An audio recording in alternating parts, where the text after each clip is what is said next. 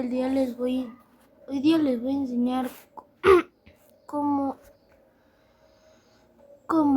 subir tus videos cortos de segundos y que en el sonido que uses aparezca tu foto de perfil.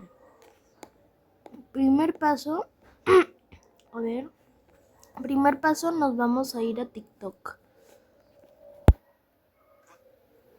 Segundo paso, vamos a buscar el sonido que queramos.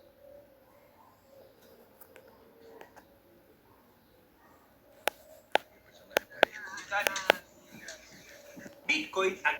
Por ejemplo, si yo quiero usar nos vamos al sonido, ponemos usar sonido y usamos el sonido.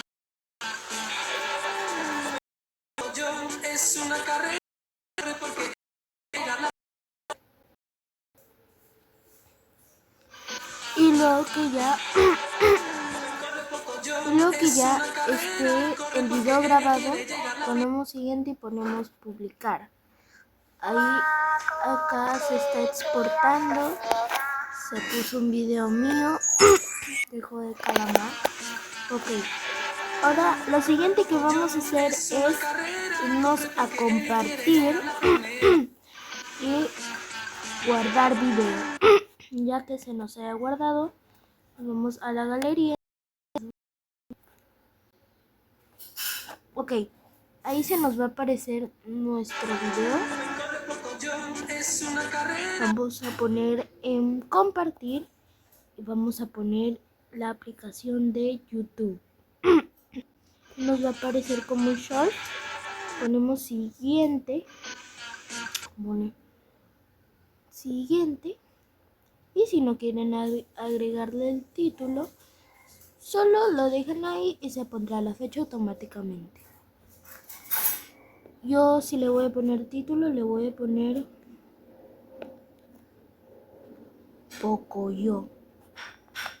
Y ponemos subir shorts. Y esperamos a que se cargue. Ahorita los veo.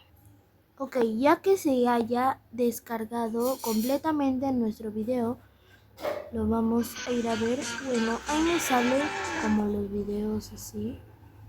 Vamos a poner en shorts. Vamos a poner acá y como ven acá en la esquinita se ve como si nosotros hubiéramos creado el audio. Bueno, espero que les haya gustado. Den like y suscríbanse al canal para que vean los tutoriales y activen la campanita de notificaciones. Espero que les haya gustado el video y nos vemos hasta la próxima. Chao.